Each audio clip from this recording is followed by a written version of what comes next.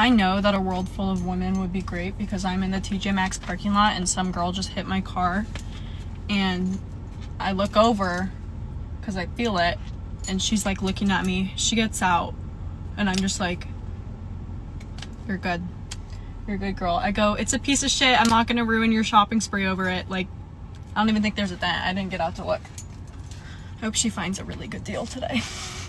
I'm not going to ruin her shopping trip. Don't you see how civilized the world would be if there was just women? Except that the data shows that for people who do experience intense road rage, 34% of the time, it's young women, precisely her demographic. So today, the shopping trip wasn't ruined, but let me show you a completely different scenario. What if, instead of a casual shopping trip vibe where it's all about the bargains, you encounter a woman like this, like gets in your face and starts screaming at you and challenging you to a fight, like get out? Well, in that instance, it's a good thing that a man is there. You know, that this isn't just a world of women, because the man can step out and absorb all of that aggression. You know, if a woman like this is trying to start stuff, like she gets physical, it's a good thing that there's a man there to actually take care of business, to make sure that you are safe.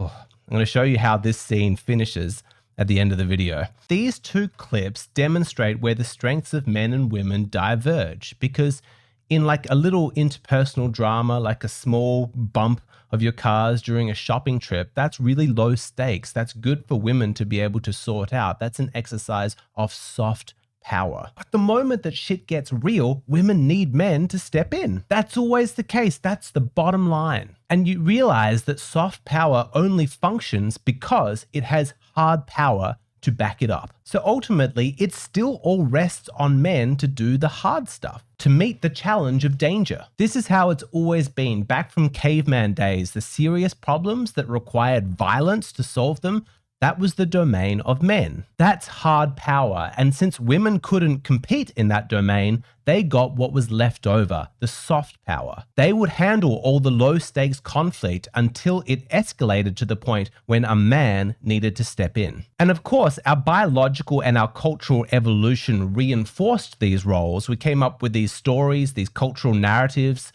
to kind of make it seem as though this was some kind of preordained divine order. But that was just a story. This was never about morality. This was calculated. This was just practical. It just was about who was strong enough to actually dole out the violence. But when you listen to women like this, you realize that they've completely bought into the story. It's like they've gone mad with soft power and they have anointed themselves as though they are morally superior. I think women are better than men. I think women are better than men. Women are better in every way. These women, they have set themselves up as though they are the moral authority of our society. And my question is, how?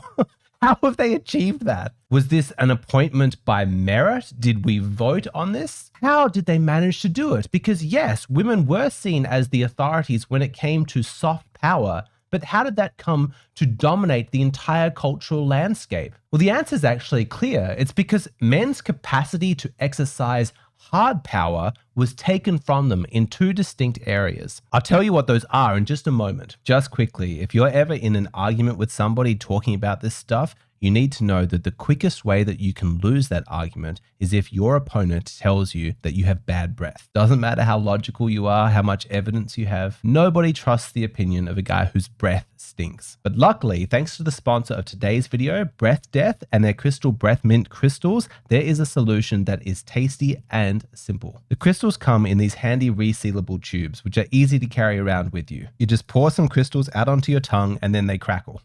They're so tasty. The crackling sensation is fun, and when you're done, your breath is completely fresh. Because unlike gum that just masks odor, these crystals kill bad breath at the source using zinc to destroy sulfur compounds. They are 0 calories, all natural, dentist approved, and really fun to use. My whole family loves them. Once you try these, I guarantee you're going to be hooked. And because Breath Death is sponsoring this video, they're offering my audience an incredible deal. When you click the link in the description box or scan the QR code to subscribe to their 8 tube pack, you'll get their regular 15% off plus free shipping plus an additional 10% off just for watching this video. It's an exclusive deal you won't find anywhere else. So click the link and get started on your mission to kill bad breath. All right, let's get back to the video. Okay, so we've established that women have anointed themselves as our moral superiors, the ones who should have moral authority in our society. But let's be absolutely clear, there was no grand victory that was achieved. Women simply won by default because women's domain of soft power is now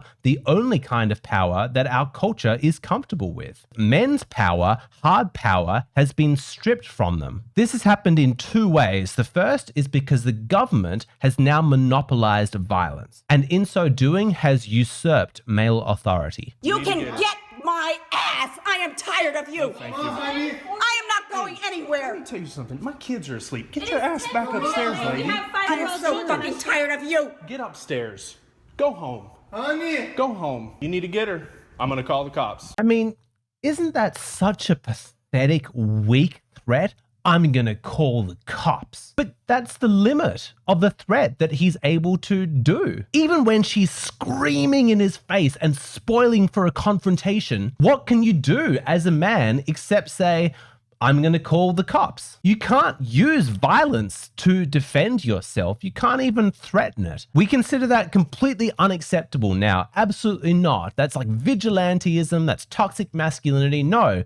We are civilized people and we have outsourced violence only to the state. There's no way that women used to behave this way to men back in the day. It wasn't safe to do so. We had to treat each other with dignity and respect because violence existed as an ever-present threat. Do you understand how completely unnatural this is to tie men's hands behind their back? And I'm not making a value judgment whether it's a good thing or not. I'm just saying it's never happened before. Never have men been so impotent in their capacity to defend themselves and to exercise their power. And you better believe that knowing that men are restricted in this way has brought out some of the worst instincts in women. Baby, I put on this fucking bar. I'm a 12, stop fucking paying for me. You wanna cheat on me? I pay for this car, you stupid bitch, huh?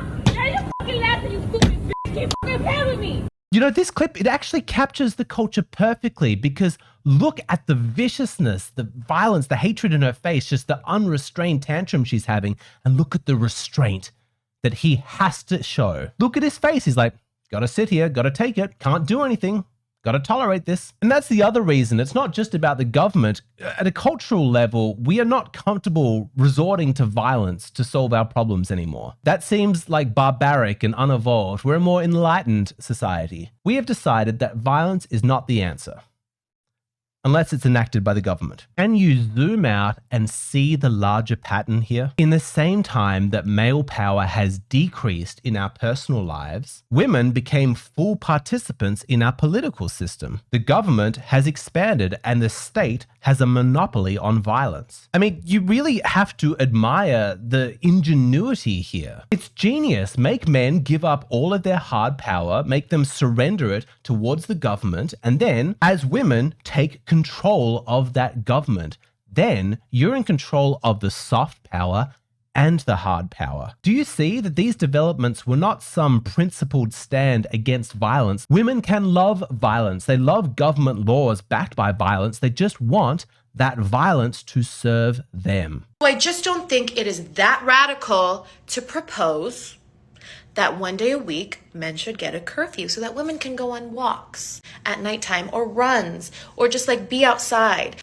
Look, you don't need to have a conspiracy mindset to simply observe that human psychology always acts in its own self-interest. Power moves to protect itself. Why would the demographic of women be any different? Legislation is violence, and women have no problem directing that violence to serve their own needs. Look at Title IX, look at affirmative action, look at the draft, look at family courts. In France, it's illegal for a man to get a paternity test. All of these tax dollars backed by the violence of police and the court system directed towards advancing women's interests. Women are not above violence. Feminism has violence at its absolute core. Women were not content with only soft power. power, they looked on at the hard power that was exercised by men with envy, but they finally figured out a way to take the reins. This isn't a conspiracy, it's a pattern, and it's pretty obvious where it's leading. Girls should be getting a paycheck every single month from the government for simply just existing. Why? Because we have way more essential things that we have to buy, and I don't think it's fair that we have to buy those with our own money. Also, we like to shop way more than men do, so it's only fair that we get a paycheck every month. Serious question. If you took a poll of modern women and you put this proposal to them, like, hey,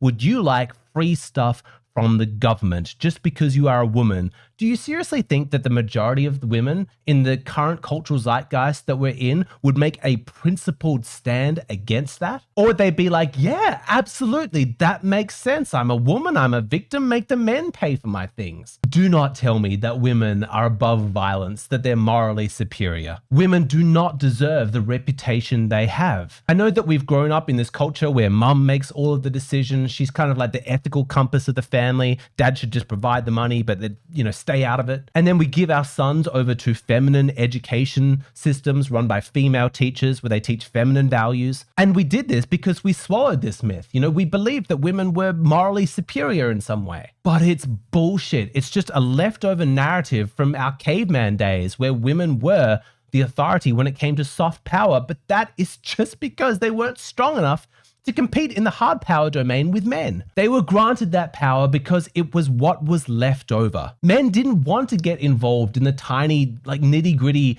details of interpersonal conflict. Their mind was on bigger, more high-stakes things. And that actually brings us back to this situation here. Remember this altercation? What happened next? Okay, she's lying there, she's hurt, and you might think, oh, someone's going to come along and show her some sympathy. And this guy in the white car, he turns up and you're thinking, oh, is he going to show some compassion? Is he going to be concerned? No.